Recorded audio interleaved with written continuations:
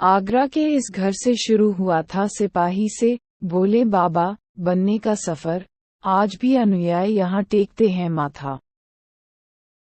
जिनके सत्संग में मची भगदड़ में अब तक करीब 121 लोग अपनी जान खो चुके हैं। उनका एक घर आगरा में है, जिस पर आज भी अनुयायी माथा टेकते हैं।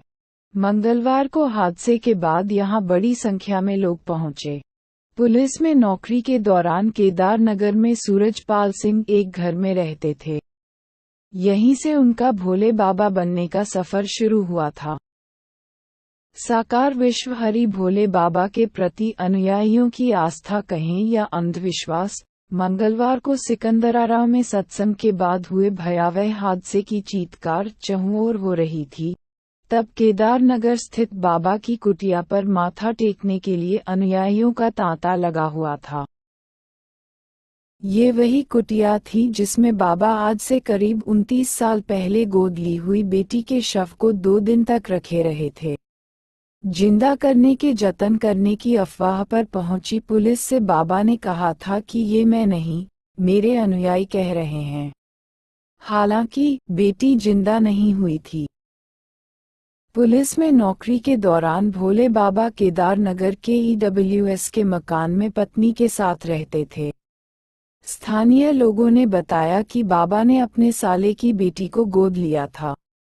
लगभग 29 से 30 साल पहले बेटी की विष बेल, गर्दन पर दिखने वाली गांठ, के कारण मृत्यु हो गई। 2 दिन तक शव को घर में ये कहते हुए रखा रहा कि उसे जिंदा किया जा रहा है। इस पर उत्सुकतावश भीड़ जमा हो गई। पुलिस से भोले बाबा ने कहा था कि बेटी को जिंदा कर दूंगा, मेरा ऐसा कहना नहीं है, ये तो लोग मान रहे हैं। यहीं से भोले बाबा चर्चा में आ गए थे। हालांकि पुलिस ने शव को कब्जे में लेकर मल का चबूतरा शमशान घाट पर अंतिम संस्कार करा दिया था। हैंडपंप का पानी नहीं, कहते हैं एक दवा, ये भी एक अंधविश्वास है। बाबा की कुटिया के बाहर लगे हैंडपंप से अनुयायी पानी पीते हैं। उन्हें विश्वास होता है कि ये पानी निरोग कर देता है। केदार नगर का ये मकान तब बाबा की कुटिया कही जाती थी। उनके अनुयायी आज भी इस आलीशान कुटिया पर माथा टेकने आते हैं। मंगलवार को भी कई अनुयायी आए थे।